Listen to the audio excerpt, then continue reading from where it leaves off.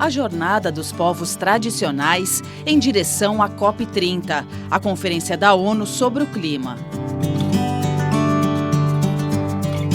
Lideranças indígenas e ativistas ambientais viajaram de barco pelos rios da maior floresta tropical do mundo.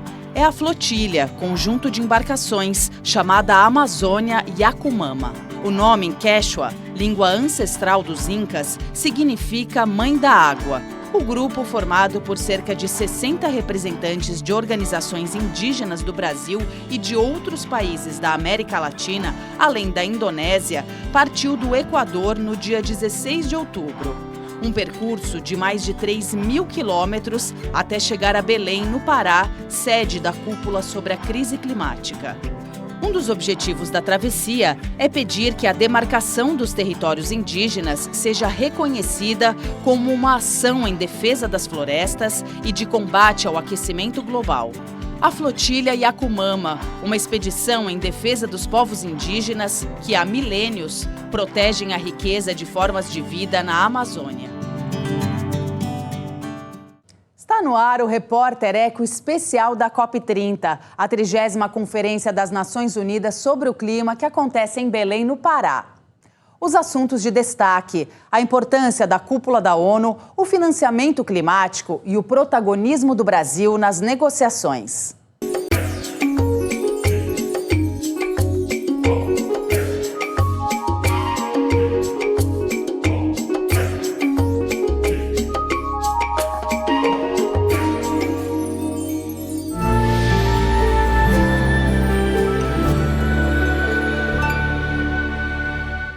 Veja os detalhes do programa de hoje.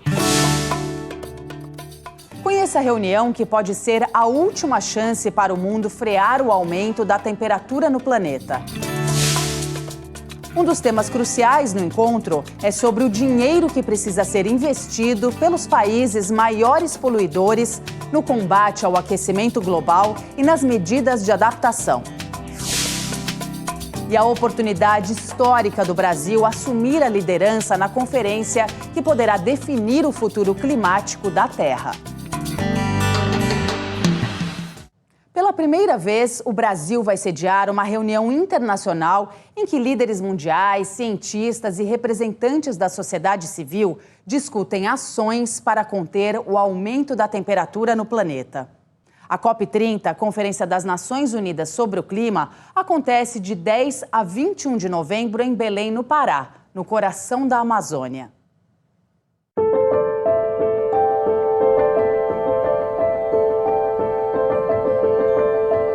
O planeta Terra virou uma grande estufa. Ondas de calor, tempestades, furacões, secas históricas e chuvas torrenciais mostram que o aquecimento global é realidade. Segundo a Organização Meteorológica Mundial, a concentração de CO2 na atmosfera bateu recorde em 2024, em relação às primeiras medições, em 1957. As causas são a queima de combustíveis como o petróleo e os incêndios florestais. A capacidade dos oceanos e florestas de absorver esses gases diminuiu. Não há hoje nenhum ser humano no nosso planeta que não sinta que o clima já mudou e que ele pode mudar no futuro, pegando uma rota muito preocupante do ponto de vista de sustentabilidade econômica e social. A COP30 em Belém é considerada decisiva. Especialistas afirmam que é a última chance dos países apresentarem metas robustas para reduzir os poluentes que na atmosfera causam o aquecimento global. O objetivo é tentar manter a média da temperatura do planeta em 1,5 graus Celsius em relação aos níveis pré-industriais, lá por 1890, 1900. O problema é que nos últimos anos nós já atingimos esse nível, especialmente em 2024, que bateu recordes de temperatura. Over 60 years ago, Recentemente, o secretário-geral da ONU, Antônio Guterres, afirmou pela primeira vez que essa meta, presente no Acordo de Paris, não será alcançada e que o esforço agora é tentar limitar a média do aquecimento global em 2 graus. As COPs são encontros entre os países que assinaram a Convenção de Clima em 92 no Rio de Janeiro e assinaram o Acordo de Paris em 2015, para tentar enfrentar esse que é o maior desafio do nosso século. Todos os anos os países se reúnem para dar andamento a decisões de como eles vão fazer isso. Mas esse ano é um ano importante, é o ano que os países deveriam apresentar novas metas climáticas. O debate sobre mudanças climáticas começou em 1972, na Conferência Ambiental da ONU em Estocolmo, na Suécia. Cada uma das 198 partes integrantes, 197 países e a União Europeia, afirma o que pretende fazer para reduzir as emissões de forma voluntária. Poucos querem liberar dinheiro para investir em fontes renováveis de energia e combate ao desmatamento. Os Estados Unidos não participam da COP30. Certamente precisamos de recursos para ajudar países pobres, países que ainda combatem muito a fome, na África em particular. Não é correto você pedir para estes países deslocarem parte dos seus recursos para a questão das mudanças climáticas, enquanto os países desenvolvidos basicamente estão nadando em dinheiro, têm recursos financeiros e tecnológicos para lidar com a questão. A gente precisa cortar em 60% a emissão de gases estufa até 2035 em relação ao ano de 2019. Já estamos tendo negociações com China, com Índia, com os BRICS em geral, para que a gente possa efetivamente mudar essa trajetória. Os Estados Unidos vão se tornar cada vez mais isolados nessa questão. As últimas COPs foram realizadas em países produtores de petróleo, com alta participação de lobistas do setor. Para o encontro em Belém, no Pará, que conta com a participação e pressão da sociedade civil, as expectativas são muito maiores. Para que os resultados da COP30 sejam significativos, os cientistas lembram que é preciso firmar o compromisso de acabar com a exploração do petróleo, carvão e gás natural e o desmatamento das florestas tropicais, indo além disso. Estruturar mecanismos de financiamento adequados para que todos os países possam traçar o seu caminho de transição energética. Não precisamos nos adaptar ao novo clima e, por último, reconstruir um ambiente onde os países signatários da Convenção Climática possam trabalhar em conjunto e salvar a humanidade de uma catástrofe climática que pode ocorrer se não reduzirmos a queima de combustíveis fósseis. Essa COP tem que ser a COP da virada para a construção de uma sociedade sustentável com um clima estável para os nossos filhos e os nossos netos.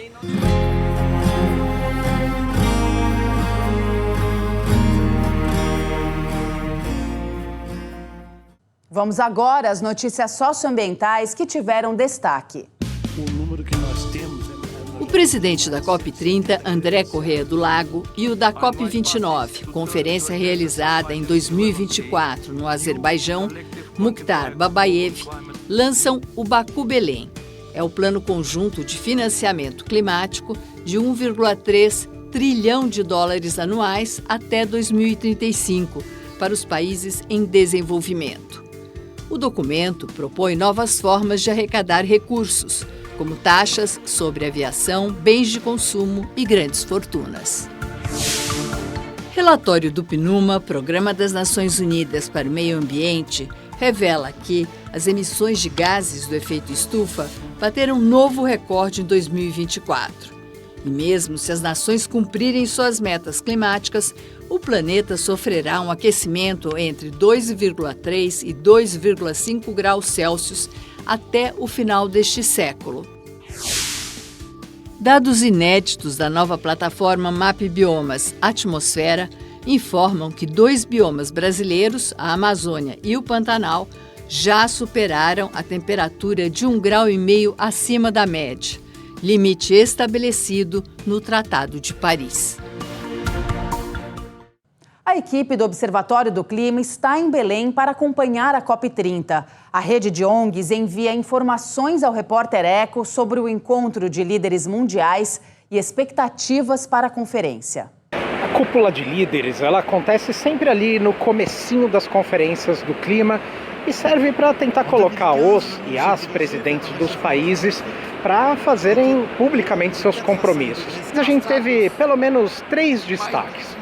Um do que foi dito, e aí fica por conta do presidente Lula, que falou que o mundo precisa desenhar uma rota para abandonar tanto o desmatamento quanto os combustíveis fósseis. A diferença desse discurso é que o Brasil está na presidência da COP. Então isso não é apenas um pedido, isso na verdade tem que ser uma indicação, um compromisso de que a presidência da COP vai colocar essa proposta da rota, do caminho para o abandono dos combustíveis fósseis em cima da mesa. O segundo destaque é o que não foi dito sobre as NDCs. As promessas que os países entregam na ONU não fez parte ali do discurso dos presidentes, não. E por que isso é importante? Porque esses países não entregaram as suas promessas. Um terceiro destaque, que é de quem não veio, os Estados Unidos. O atual governo é muito bom que não venha, porque se viesse, seria só para travar as negociações e atrapalhar as discussões aqui. Veja logo mais aqui no Repórter Eco especial sobre a COP30. O financiamento climático está no centro das discussões da Conferência do Clima.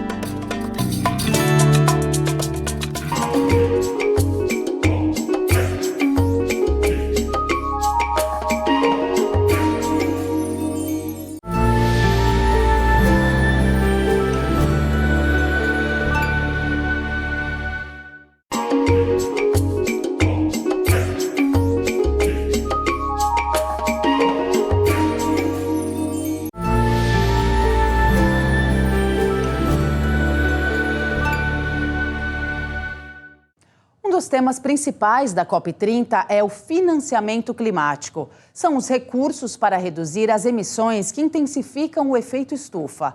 A proposta é que os países ricos, maiores poluidores, paguem a maior parte da conta e invistam também em medidas de adaptação aos impactos causados às nações em desenvolvimento.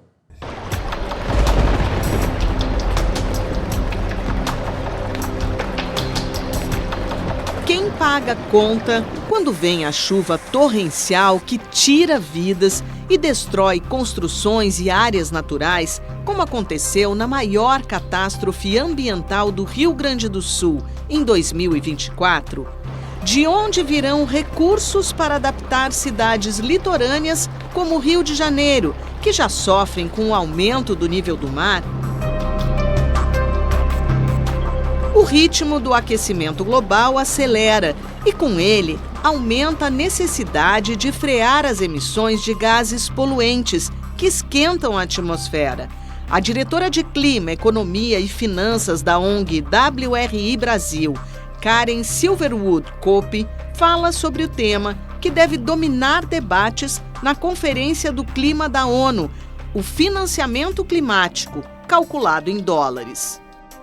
É o tipo do recurso que é mobilizado de diversas fontes para financiar as ações que vão promover a adaptação, que são as medidas de enfrentamento aos riscos e aos impactos da mudança do clima, ou da mitigação, que são aquelas ações que vão reduzir as emissões de gases de efeito estufa. 1,3 trilhão foi o valor discutido lá na COP29, quando os países chegaram a uma nova meta de financiamento climático de até 300 bilhões por ano até 2035. E esse valor foi considerado insuficiente pela maior parte dos países. Então, acordou-se que, na COP30, haveria uma discussão de alternativas para aumentar essa meta de 300 para até 1,3 trilhão. O relatório das Nações Unidas vai além, indica que existe uma defasagem de 360 bilhões de dólares por ano para promover a adaptação nos países mais vulneráveis.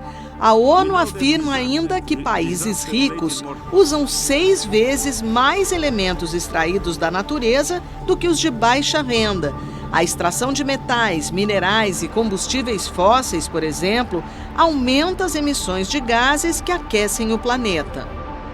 Uma outra indicação do painel de especialistas de alto nível para financiamento das Nações Unidas é de que esse valor arredondado de investimentos para mitigação e adaptação é da ordem de 2,7 trilhões por ano para todos os países. Porém, grande parte dos países hoje opera em situação de restrito espaço fiscal ou até em situações de endividamento.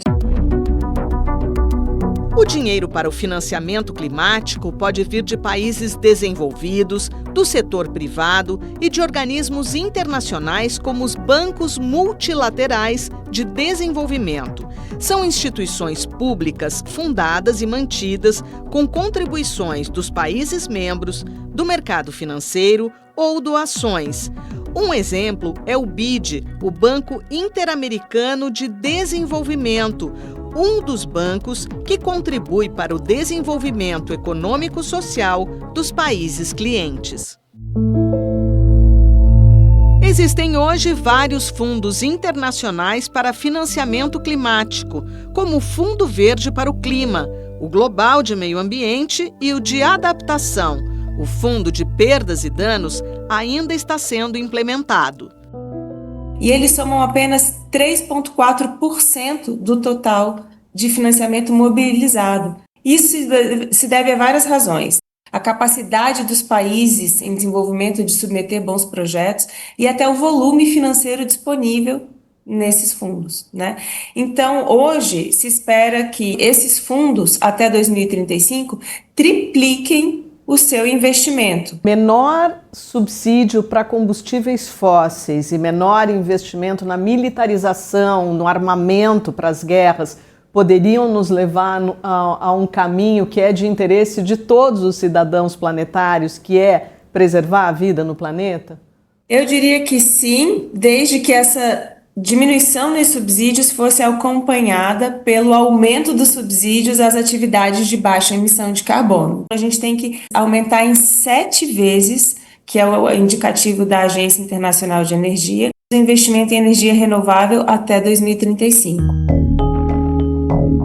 O investimento necessário para financiar as ações pelo clima representa apenas 1% do Produto Interno Bruto Global previsto para 2035.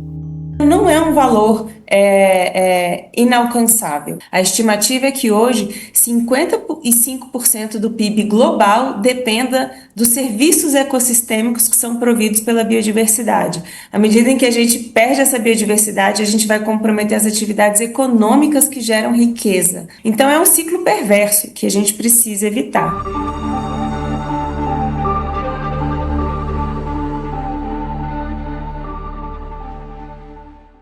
Veja a seguir aqui no Repórter Eco especial da COP30. O Brasil tem a oportunidade de reafirmar o papel de líder nas negociações da Conferência sobre a Crise Climática.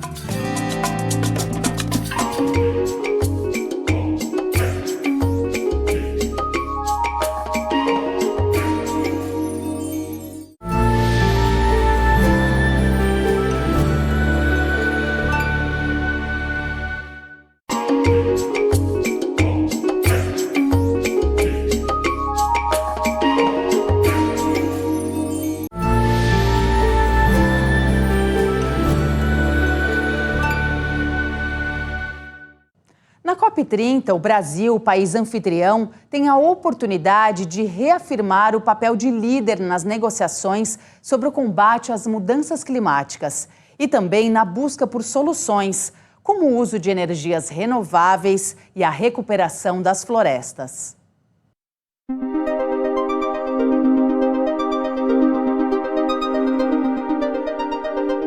Belém, no Pará, recebe na COP30 chefes de Estado, autoridades governamentais e representantes da sociedade civil. A escolha da cidade não foi por acaso. Estar na maior floresta tropical do mundo, próximo aos povos indígenas e tradicionais que vivem nela, ajuda a chamar a atenção para a importância da Amazônia no equilíbrio ambiental de todo o planeta e a urgência de preservação diante de ameaças como desmatamentos para a agropecuária, grilagem de terras, extração de madeira e mineração ilegais. Eu acho que toda essa visibilidade que a COP traz para os próprios brasileiros e para o resto do mundo ajuda a gente a entender a importância que a Amazônia tem em manter todo esse sistema hídrico funcionando, não só para o Brasil, não, para o mundo inteiro, né? E manter a estabilidade do clima. A realização da COP30 no Brasil é uma oportunidade histórica para reforçar a posição de liderança frente às negociações de combate à crise climática. Mas questões como a fragilização de leis de proteção ambiental e a intenção de explorar petróleo na delicada bacia da foz do rio Amazonas podem abalar a imagem de protagonista ambiental do país. O Brasil realmente chega bem na COP, porque está entregando um resultado muito positivo no que diz respeito à redução do desmatamento, que tem sido o principal vilão do país nessa agenda. Chegar com uma redução de mais de 50% é super positivo para o país. Entretanto, internamente a gente está tendo que lidar com essas mudanças na legislação ambiental, o PL, conhecido como PL da devastação, que é o PL do licenciamento, né? E também a exploração de petróleo na foz do Amazonas. A COP30 terá como foco definir as ações de implementação dos acordos climáticos. O Brasil é o 5º maior emissor mundial de poluentes causadores da crise climática. Na COP30, o país pretende apresentar meta de redução de 67% das emissões de gases de efeito estufa até o ano de 2035. O foco principal do Brasil, não tem outro maior, é justamente parar as queimadas. Então, a questão da proteção da Amazônia, outro ponto que eu acho muito importante é o Brasil demonstrar a sua capacidade de produzir energia renovável e de produzir uma matriz energética que é a matriz do futuro.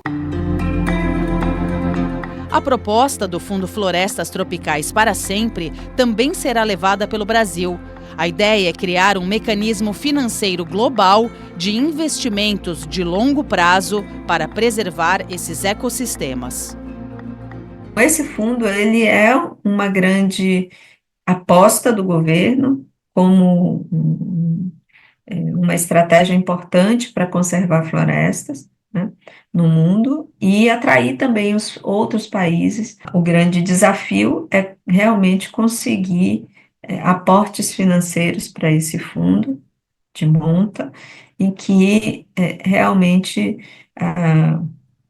a gente possa engajar, né, cada vez mais países nessa ideia e nessa iniciativa. Outro ponto essencial das discussões na Conferência da ONU sobre o Clima são as medidas de adaptação e mitigação das cidades, isto é, como os centros urbanos, que concentram grande parte da população mundial, podem amenizar ou até evitar os efeitos do aquecimento global. Nós temos 87% das pessoas nas cidades, muito bem, porém, nós precisamos comer. E a comida não é produzida na cidade, a comida é produzida no campo. Então qualquer efeito da mudança climática no campo reflete na cidade, porque tudo que a gente recebe aqui tem a ver com isso. Então, por causa do clima, por causa da estrutura das cidades, a gente tem um aumento muito grande nas ondas de calor, a gente espera isso, já está acontecendo. Em carta endereçada à presidência da COP30, organizações e movimentos da sociedade civil alertaram que a humanidade não pode se dar ao luxo de perder mais um ano e mais uma COP.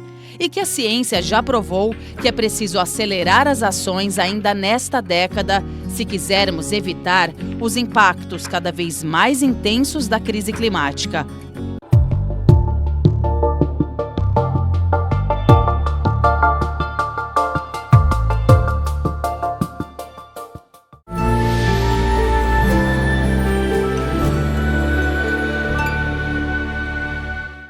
O Repórter Eco especial de hoje sobre a COP30 termina aqui. A gente se encontra no próximo programa com mais informação sobre a Conferência do Clima. O futuro da vida na Terra está nas mãos dos líderes mundiais. Até lá!